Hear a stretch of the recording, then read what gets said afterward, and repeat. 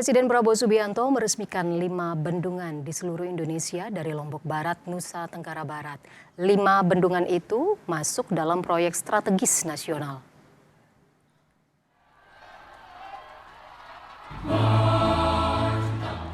Kedatangan Presiden Prabowo di Bendungan Meninting, Lombok Barat disambut hangat masyarakat.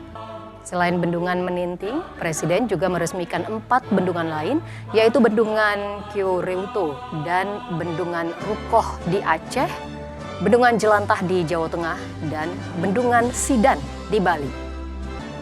Pembangunan infrastruktur sumber daya air akan terus dilanjutkan secara terukur dan terintegrasi untuk memperkuat ketahanan pangan, energi, lingkungan, serta mitigasi bencana hidrometeorologi.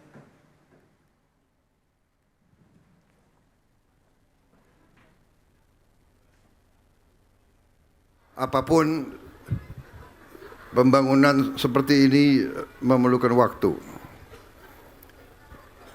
memerlukan biaya, memerlukan sumber daya. Saya bersyukur bendungan ini bisa saya yang resmikan.